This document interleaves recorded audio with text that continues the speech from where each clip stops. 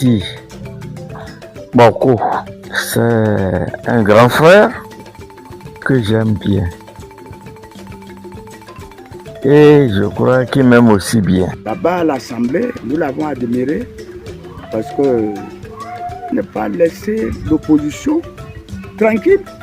C'était un monsieur élégant, gentleman comme on le dit.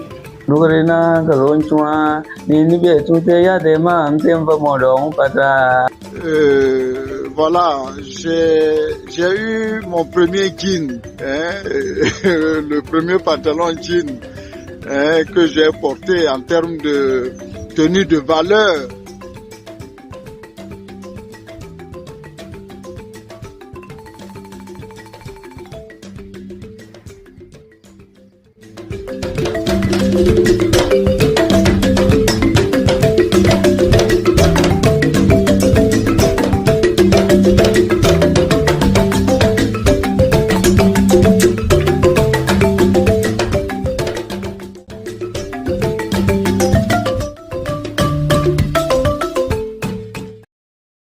Du Togo aux États-Unis, passant par le Bénin, des amis, des anciens collègues, des journalistes, des proches, bref, de nombreuses personnalités ont aidé à témoigner afin de retracer le parcours d'un homme qui a consacré sa vie à l'intérêt général.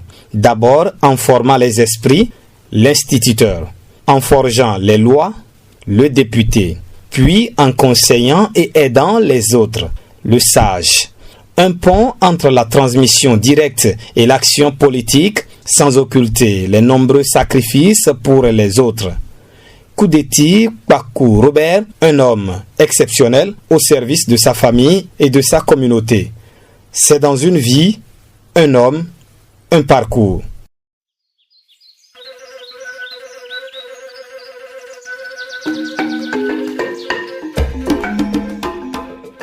Des mains ramollies par le temps qui passe et le travail.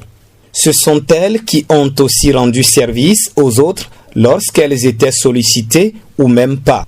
Ce visage ridé, c'est le même qui a pendant longtemps souri aux autres, aux amis, à la famille, aux collègues, parfois aux inconnus, voire aux ennemis. Pour mieux comprendre son histoire, c'est ici, dans le calme, à l'ombre de ce manguier, devant cette maison traditionnelle Tamberma ou Tamari, appelée Tachianta ou Tatamachianta, ou encore Tata Somba, que se trouve la vérité. Après, l'on pourra partir à la rencontre de ceux qui l'ont connu et côtoyé.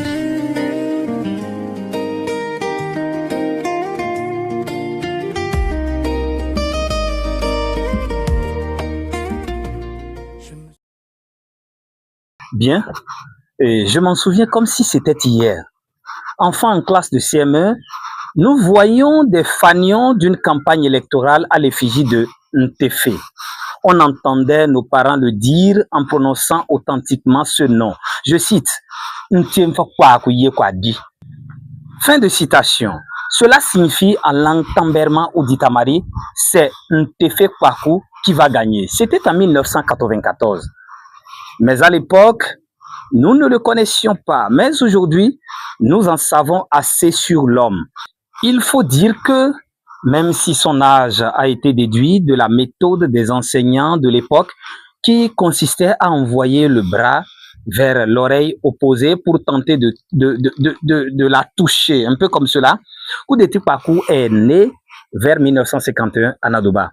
Troisième fils de son père, il a aussi eu de nombreux frères et sœurs. D'ailleurs, il ne manque pas souvent de mentionner dans des conversations intimes cette famille dont il est issu. J'ai eu jeune frère Nkwe et c'est tout. Donc vous étiez 4 garçons. 4 garçons. 4 garçons, pas de filles. Ah mais il y a Tene Tempe, Nkwa ne vit pas. Tene vit. Et Tempe vivait mais malheureusement elle est partie aussi. Mon père, bien sûr, c'était un cultivateur et il n'a pas trop vécu avec moi. Il est décédé quand j'étais très jeune, très petit.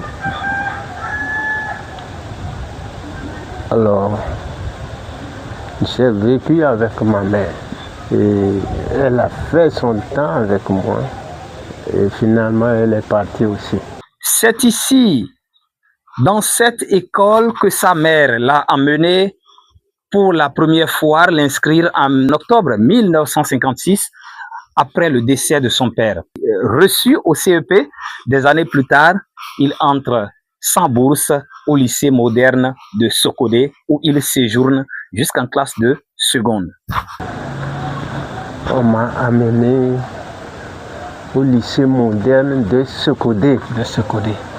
Dans le temps, vous savez, quitter Nadova pour Sokodé, C'était pas donné à n'importe qui. c'est l'Afrique et l'Europe. Hein. L'honorable Kodeti Boko, moi je le connais plutôt sous l'appellation de Ntefe Bako Robert. C'est un ami, c'est un grand frère que j'aime bien. Et je crois qu'il m'aime aussi bien. Et Kodeti, je l'ai connu depuis 1963. Nous étions très jeunes. Nous sommes rentrés au collège là. Et nous étions tous les enfants de la préfecture de la Kéra. Et ce qui est curieux, c'est que Robert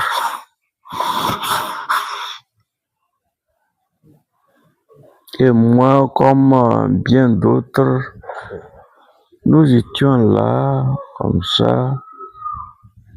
On n'avait pas de bourse. On se débrouillait. On devait se débrouiller. Nous nous sommes battus. Parce que dans le temps là, ce n'était pas permis à n'importe qui de rentrer au collège moderne de Sokodé. Il fallait être fort. Donc nous, on a réussi au concours d'entrée en 6e. On est rentré au collège moderne de Sokodé, qui est par la suite devenu lycée moderne. Et aujourd'hui, c'est l'Isoko, tout ça. Donc, mais c'était pas facile. Robert et moi, on s'est débattu. Très athlétique, très élégant dans sa jeunesse, Kwaku était un excellent danseur, surtout des danses traditionnelles Tamberma.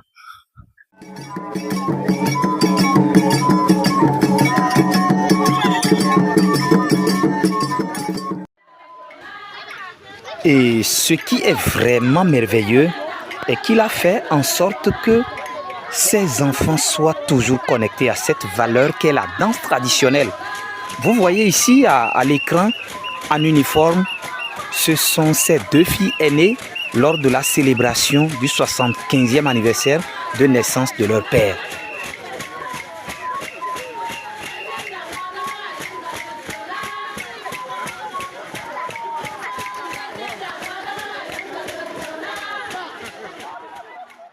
Il était vraiment, il avait le talent.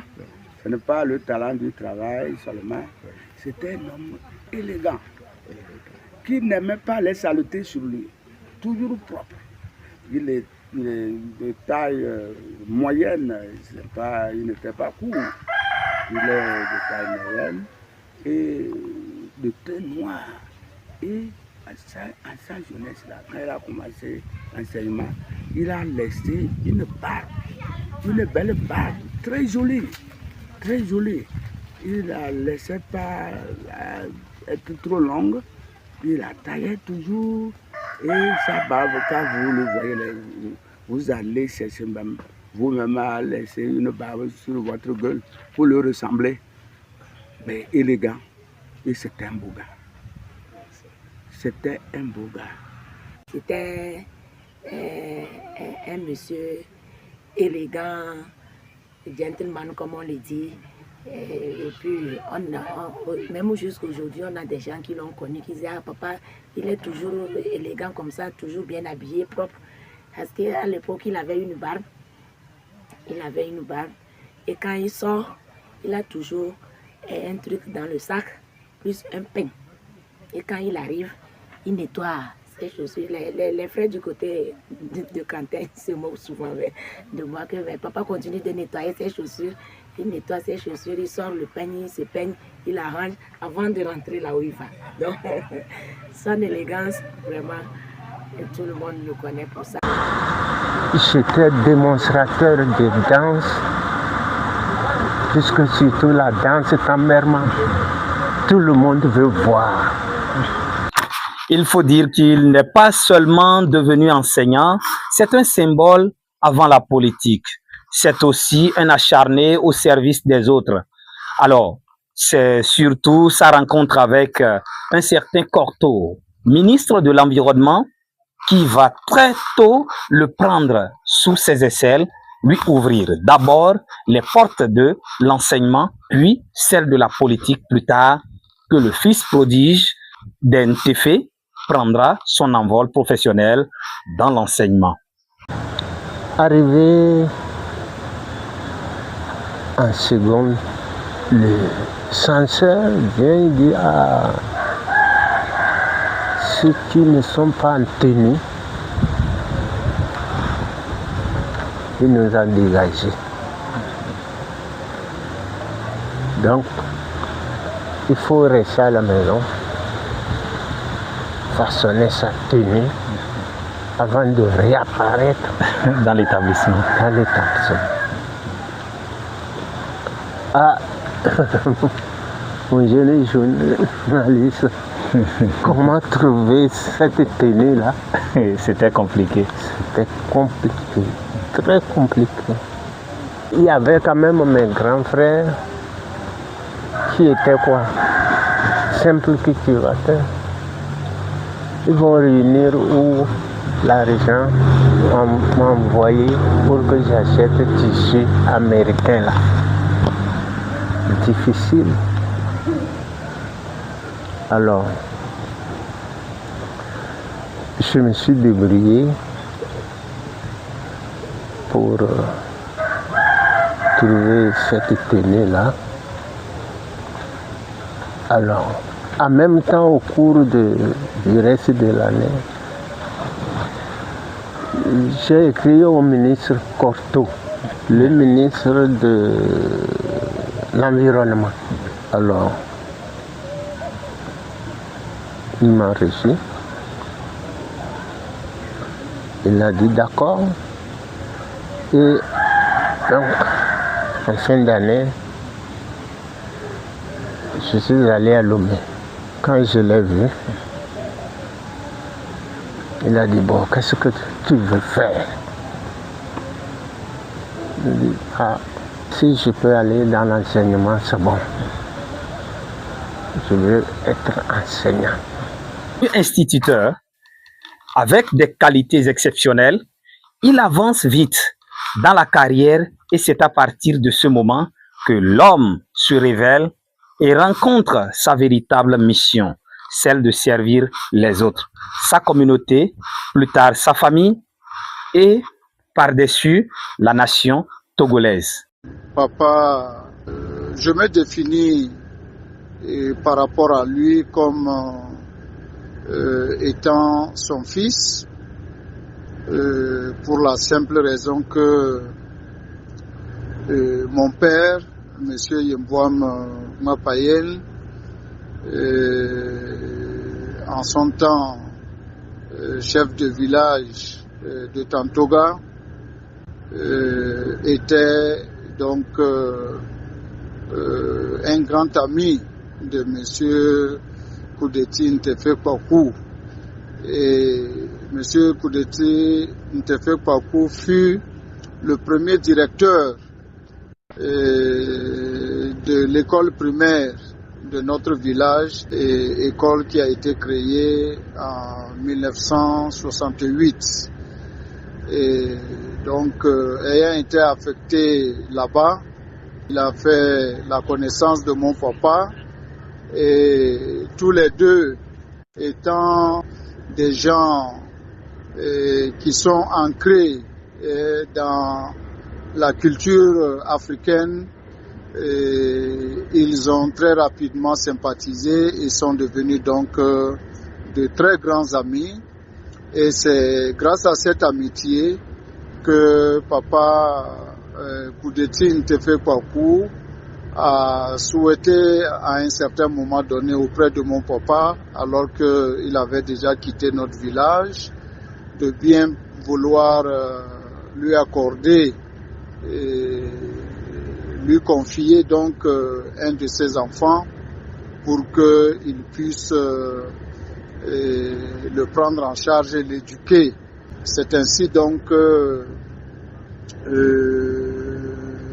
dans les années 90, alors que je passais donc du CM1 au CM2, mon papa m'avait donc confié à M. Koudeti Ntefé Kwaku. Tout remonte un peu dans notre enfance. Et vous savez, c'est dans les années 90, 91, disons, de là. Et moi, j'ai connu la personne par le nom Ntefé. Et c'était lors d'une campagne électorale pour les législatives, je crois très bien. Et j'avais un papa qui avait une troupe, une troupe de danse. On appelait cette troupe-là l'animation. On disait c'est l'animation. Et donc, ça s'organisait régulièrement non loin de ma maison à Kofitou. Et je dirais donc lors de cette campagne-là, pour les élections, je ne me rappelle vraiment pas l'année là. Et c'est là que, étant enfant, nous sommes arrivés et voilà, suivre la troupe de danse. Et c'est dans la troupe de danse, je retiens un chant encore qui m'a émerveillé, où apparaissait le nom de ce monsieur. Et mon vieux, en son temps donc, qui dirigeait la troupe, dit, ok, je vais paraphraser ça. Nourina kalonchua ni be tute ya de ma ntemba modong patra kanyamborina kalonchua yo tikwa mantembe yo tikengia de gantung tra me to yo ba katkondu mo ga chaguna. Et puis quand on faisait ça, on lance les sons et puis tout le monde dansait. Nous les enfants, en ce temps, on se mettait également à danser. L'un des rares spécimens. Mon frère Robert et moi, on est un. Je ne sais pas, on a beaucoup de choses. Nous partageons beaucoup de choses. Moi,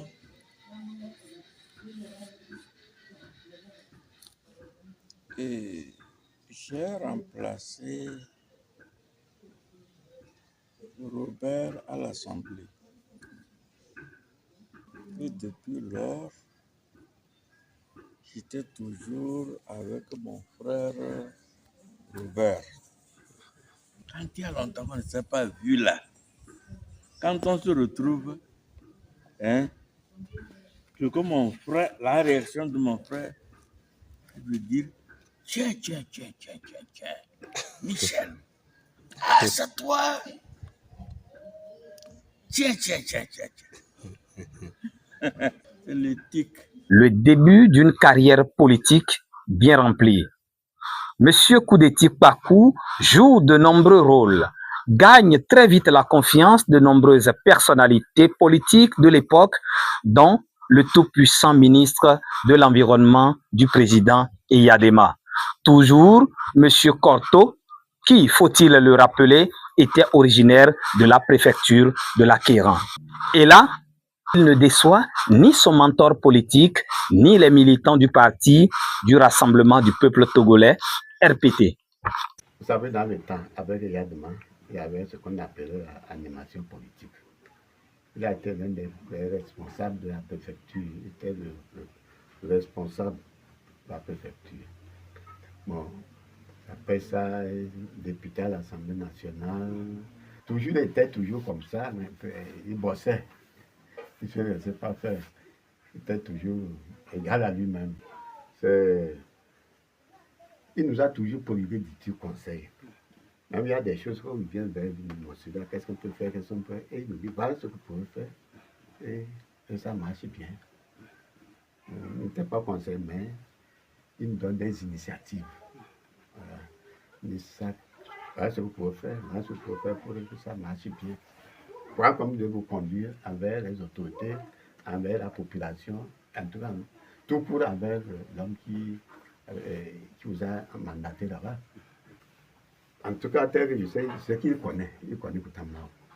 Il avait même écrit un petit document. Oui, parle de Boutamao, comment, parle des clans, l'histoire des clans, tout ça là. Le parti nous a invités de l'accompagner parce que, à voir son talent, qu'il pouvait apporter beaucoup de choses au parti politique, le Rassemblement du peuple togolais. Et nous l'avons voté. Nous l'avons voté député. C'était dur. Et le président de la République, Eyadema, en ce temps-là, il a envoyé le ministre Korto d'aller réunir la population pour que la population elle-même puisse choisir leur député. Un député de leur confiance. Donc les populations l'ont choisi. On s'est retrouvé les cantons de Warongo, canton de Nadoba, canton de Goutou, on s'est retrouvé à Ouattema. Et c'est lui que la population a choisi en 1994. Et il nous a valablement représentés. Quand la transition est terminée, après la conférence nationale et tout ça là, et puis après le haut conseil, il fallait que toutes les préfectures soient représentées à l'Assemblée nationale.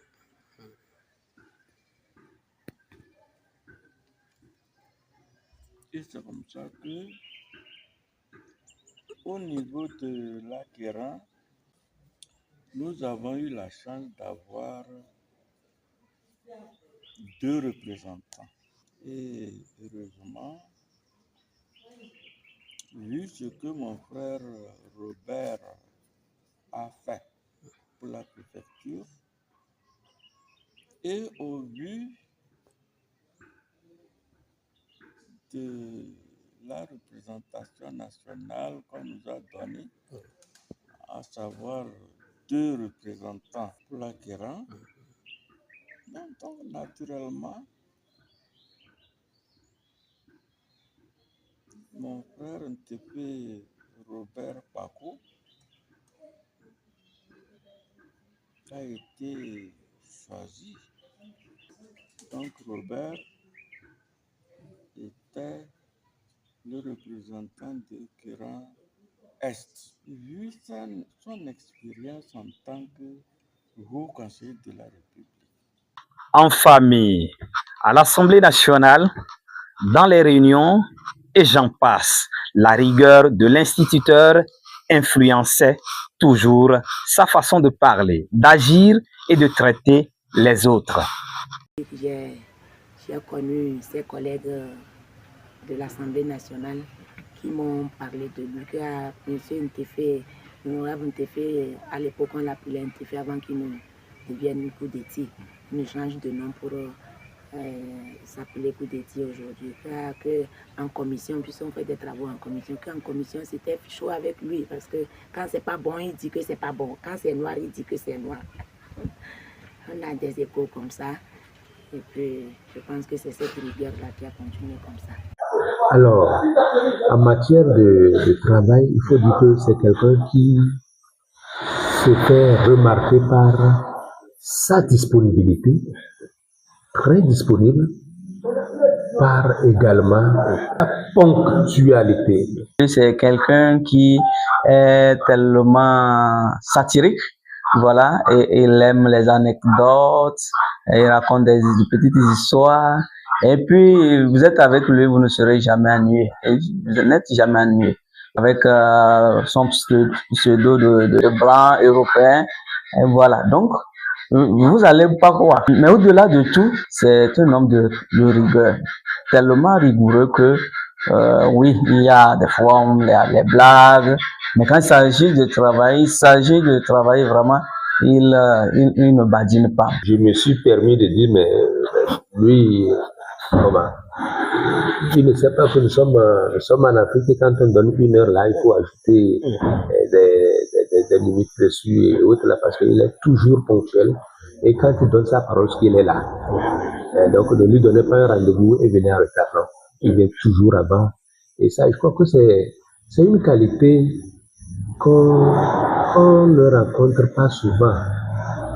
Même à des niveaux très élevés, vous voyez, vous avez une scène de travail, vous avez quelque chose à faire.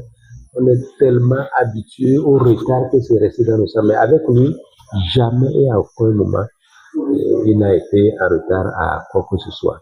Son humilité, l'homme en lui-même est véritablement un grand homme, mais un monsieur qui, sincèrement, à tout point de vue, se comporte de façon très humble à l'endroit de tout un chacun.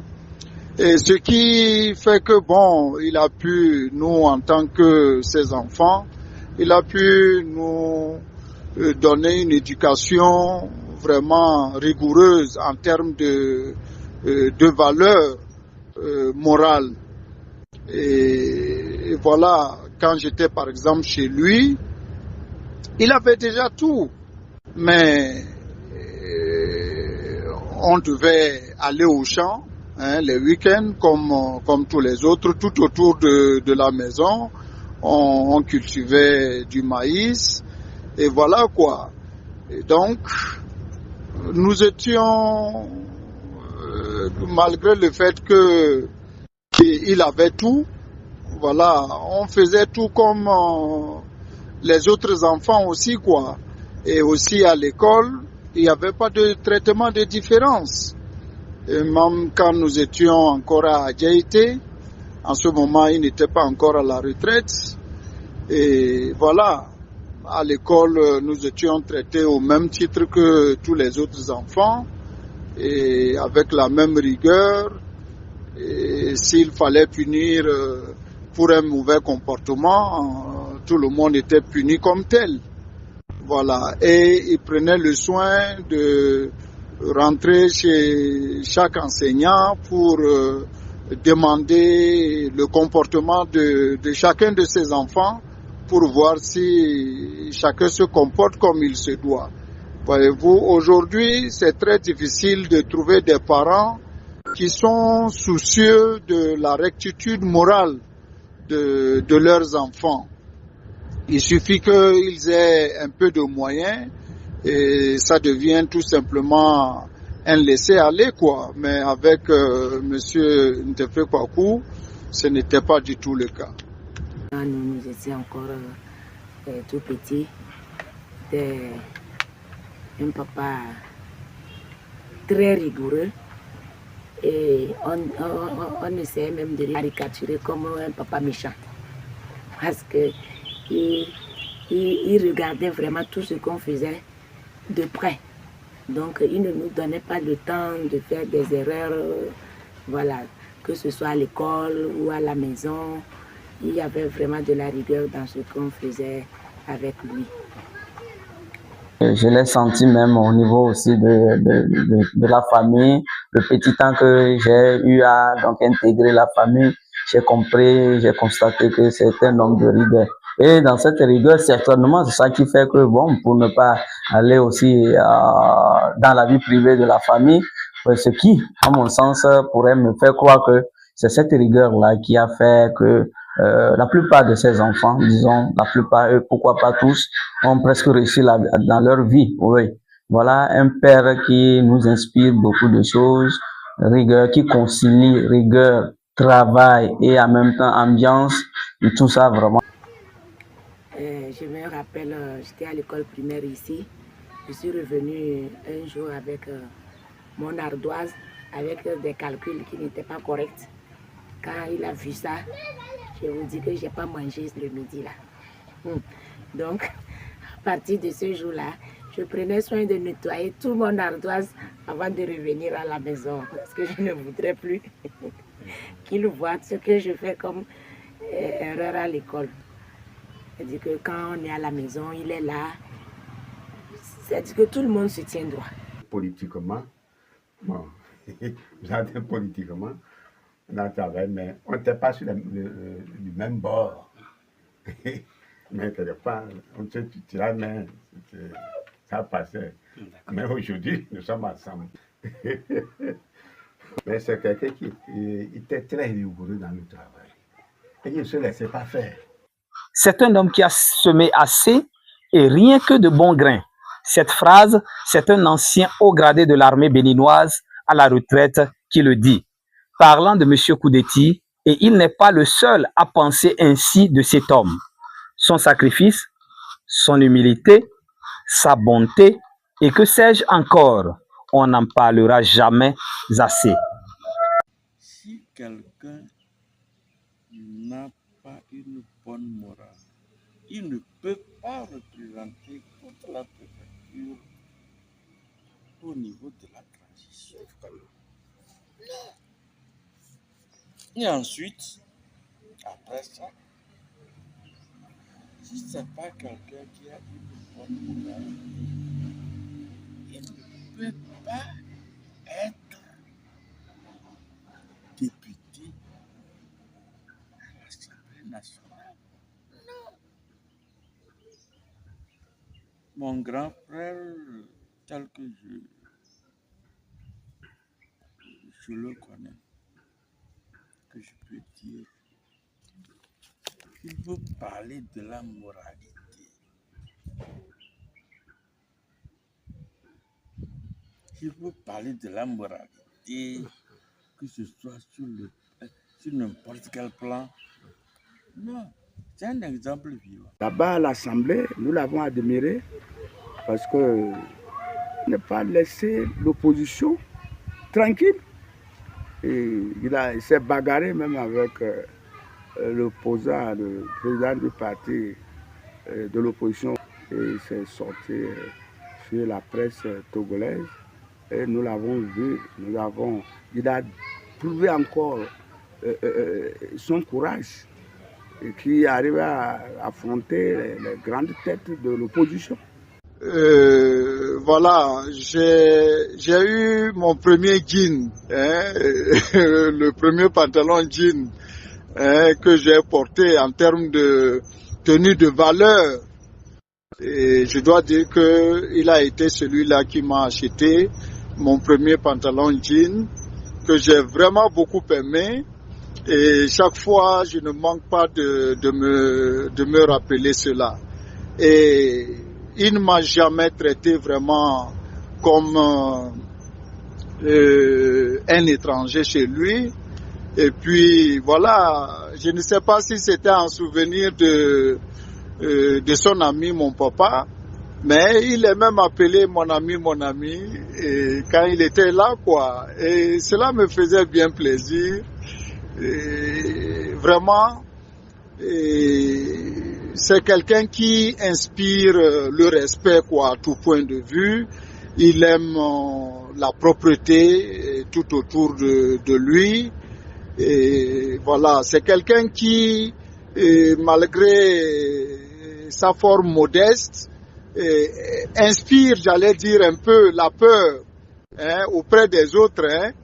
Je ne sais pas comment expliquer ça, mais il a quand même comme un pouvoir naturel qui fait que peu importe ce que tu es, vraiment, dès que tu te trouves en sa présence, il force l'admiration, le respect de tout le monde, quoi. Chrétien catholique, baptisé Robert, Pakou n'a jamais abandonné les traditions ancestrales. Et son attachement à la culture traditionnelle africaine. Et justement, lors de mon dernier séjour, je me suis rendu compte que il a fait construire une Tata Somba chez lui. Et quand j'étais encore avec lui en son temps, il fallait aller jusqu'à la maison familiale pour justement pouvoir trouver la Tata Somba. Et vous savez, moi, chez moi, c'est pas des maisons que nous connaissons. Et donc, son attachement à la culture a fait en sorte que vraiment, il a pu construire ça. Et quand mes enfants sont arrivés avec moi et mon épouse, vraiment, ils étaient très contents de découvrir une telle construction spéciale. Et nous avons eu droit à une visite guidée par mon grand frère Yentie. Et vraiment, c'était un moment particulier que nous avons vécu. Au niveau de la tradition, c'est un vieux qui s'intéressait aussi à la tradition, tellement. Et il s'est impliqué. Et il a connu beaucoup de choses avec les aînés dans la tradition. Et quand il est revenu, tout le monde veut de lui en ce qui concerne nos us et coutumes. Et il est recherché partout. Chaque jour, dans son village, s'il y a quelque chose, il est consulté. Confirmé, baptisé, confirmé. Bien qu'il soit chrétien de l'église catholique, il n'a jamais abandonné la tradition. Il est toujours à tout moment dans les cérémonies de tradition.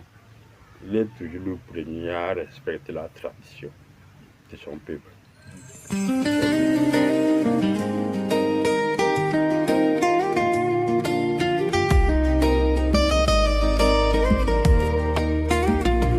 Je me souviens encore de ce doux frisson. Que reste-t-il de ces deux carrières, celle de l'instituteur et d'élu de la nation? C'est un homme qui, à 75 ans, loin des salles de classe, avec des bambins qui jacassent sans cesse, et de l'hémicycle, avec des débats houleux qui parfois se transforment en affrontements directs. Aussi loin des meetings politiques, il continue d'éduquer la jeunesse. Il est devenu conseiller à l'animation de la vie sociale, politique, culturelle et même cultuelle de sa localité et de la préfecture de l'Acquéran dont il est originaire. Bref, c'est un homme qui, malgré son âge, est en permanence très sollicité. Il y a des conflits fonciers qu'il connaît. Et il doit aider à résoudre les problèmes fonciers. Et il a toujours fait. Aujourd'hui, il est même le papa qui maîtrise le problème foncier dans son village. Le papa a été très proche de nous, surtout dans les règlements du conflit foncier. C'est vraiment un point que j'oublié parce que malgré son âge, nous nous sommes transportés à plusieurs endroits pour gérer des problèmes fonciers. Lui, cette intervention-là aurait dégénéré. Il y a eu un problème foncier, un conflit foncier. À l'issue de ce conflit, il fallait apaiser les tensions. Tous les cadres de la préfecture sont arrivés et c'est là que le choix est porté sur la personne de Papa Ntefe Koudeti, qui était président d'un comité qu'on a appelé comité de gestion des plaintes. Et donc j'étais son rapporteur. Et je vous assure, on a toujours travaillé ensemble et c'était comme un tribunal de conciliation. Nous avions eu une salle là où on accueillait les plaintes chaque jour et on essayait d'apaiser les tensions. On a fait banalement 3 ans dans ce comité-là. Et vraiment, il faut dire que grâce à son expertise, on a pu dénouer la crise. Et on n'a plus rien eu comme conflit entre les deux communautés. Donc, il faut vraiment saluer son leadership, il faut saluer son savoir-faire et son management. Et actuellement, il est personne aux ressources de la commune 43.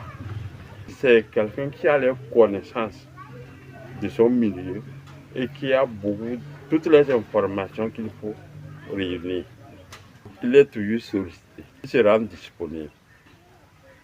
Toujours, les gens viennent le prendre pour des réunions, pour des concertations. Les gens viennent le voir à la maison pour des conseils. Il est toujours en activité, malgré sa vieillesse. Et quand il est revenu, il est toujours la personne ressource. Partout là où nous sommes, en politique, réunion sociale, on a besoin de lui. Et il participe, il ne s'absente pas. Il participe et il nous oriente.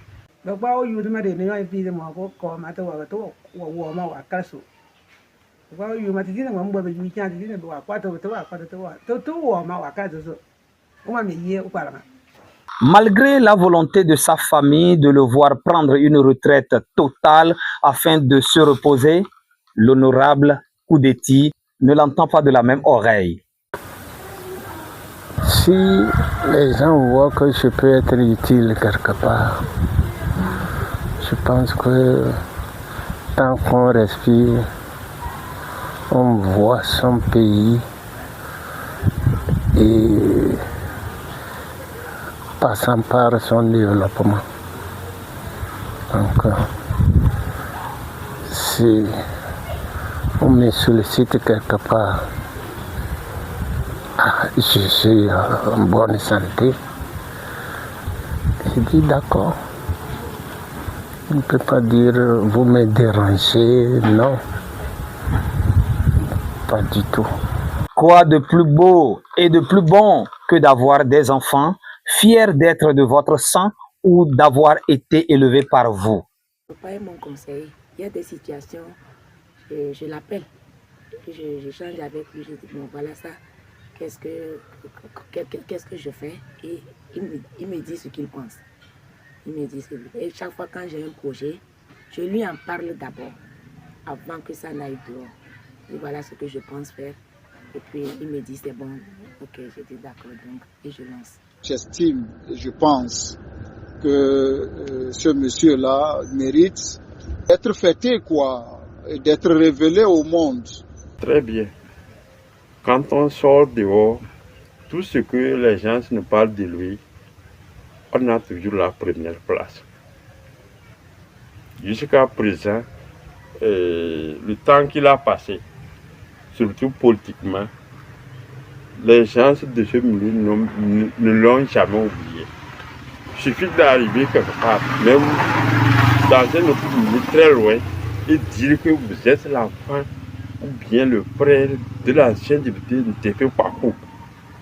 Vous dites aujourd'hui, on vous prend en deux mains. Que c'est la personne la plus modèle de la politique dans ce peuple tambéro.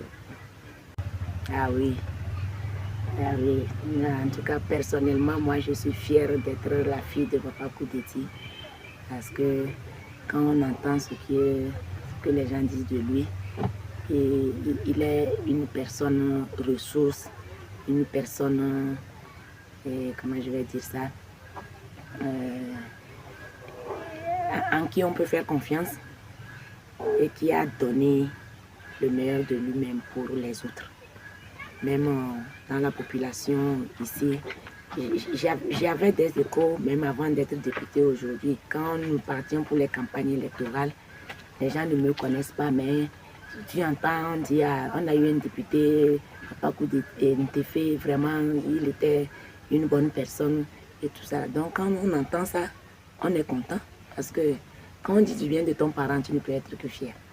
Ils sont très rares, ils sont très rares, les hommes de sa trempe-là, qui regardent derrière, quoi. Voilà, généralement quand les gens ont les moyens, il n'y a pas de respect pour les autres, et quand on peut primer, voilà, le faible on le fait, sans embâche, sans prendre de masque. Mais chez lui, c'est vraiment, on n'a jamais expérimenté cela. On n'a véritablement jamais expérimenté cela. C'est quelqu'un dont les valeurs d'équité, de justice, de valeurs morales sont très chères.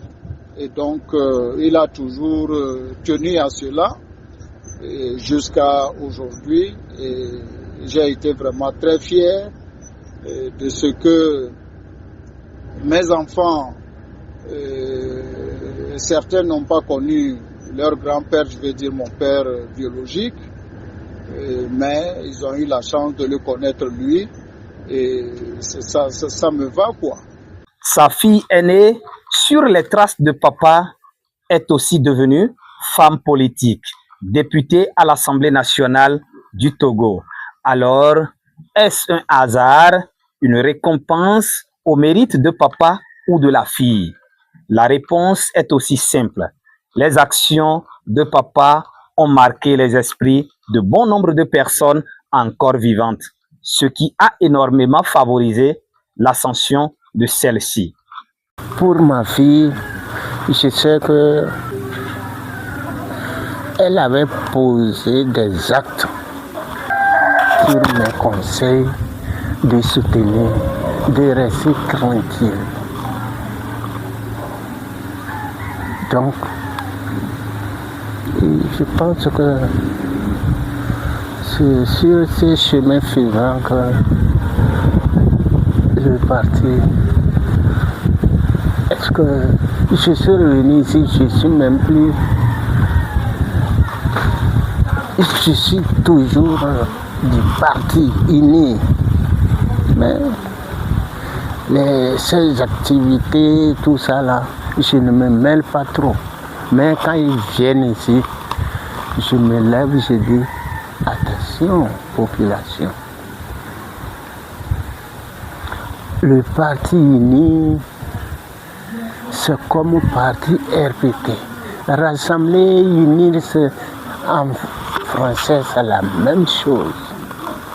Attention, ne vous laissez pas tromper. Unir, c'est votre parti. Donc, quand ils viennent, je suis toujours avec eux. Je soutiens. Et j'ai toujours demandé à ma fille de soutenir.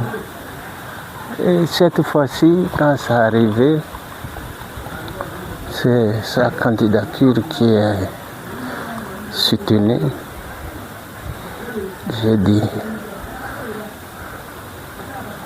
tant mieux.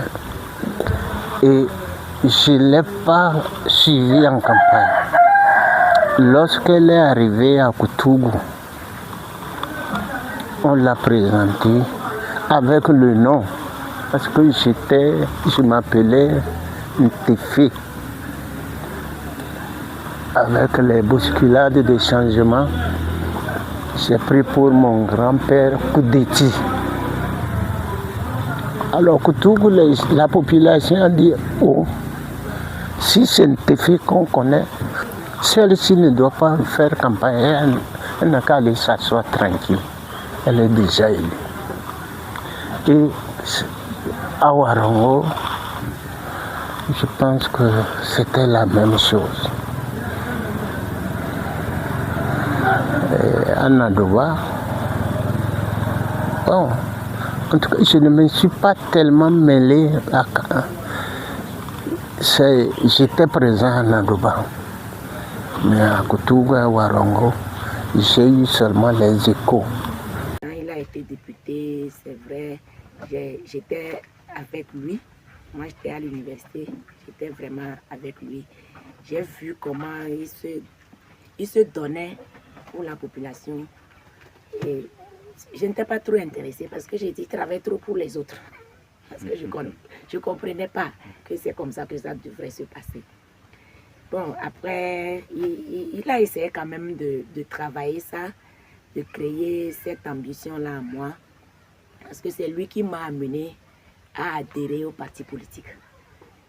Au début, j'étais réticente, mais finalement, j'ai adhéré au parti politique d'abord. Et chaque fois quand il y a une élection, il m'appelle, il me dit, bon, on demande aux gens d'être candidats, tu n'es pas intéressé. J'ai dit, non papa, je ne veux pas. Je ne suis pas intéressée, je ne suis pas encore intéressée. Quand je dis, il n'insiste pas, mais chaque fois, il revenait sur ça. Donc, j'ai finalement compris que son souhait, c'est que je le fasse. Et je me suis préparée pour le faire. La législature qui a précédé avant la mienne, les gens, même en dehors de lui, il y a d'autres personnes qui m'avaient approché pour dire, il faut être candidate. J'ai dit non, je me prépare encore, je ne suis pas encore prête. Quand je serai prête, je vous dirai. J'ai vraiment posé des actes comme je pouvais, comme dans le temps. Vous savez, et la population me reconnaît par mes actes. Et c'est pourquoi on disait que si c'est ma fille, pas de difficulté. Depuis 2001, 25 ans se sont écoulés que Robert est à la retraite, entouré de sa famille et des membres de sa communauté. Il connaît depuis lors un quotidien fait de visites à son domicile et de concertations, voire des sollicitations tous azimuts. On n'arrête jamais d'être instituteur, c'est-à-dire de donner et de recevoir. La nation est une grande classe où l'on apprend chaque jour à donner et recevoir. De la salle de classe à l'hémicycle, le rôle n'a pas changé. La famille et l'entourage en ont été influencés. Au-delà des récompenses, ce qu'il laisse derrière lui, c'est tout un monde fier d'avoir croisé son chemin, des enfants fiers, soit d'être venus au monde par lui, soit d'être restés sous sa tutelle. Pakou continue d'avancer, fidèle à cette ligne d'horizon qu'il est le seul à voir. Finalement, son plus beau chef-d'œuvre, c'est peut-être d'avoir rendu service à toute une foultitude de personnes, parfois bien au-delà de sa patrie. Le portrait, le parcours restent inachevés, car Koudeti Ntefe Pakou Robert est une œuvre en mouvement permanent.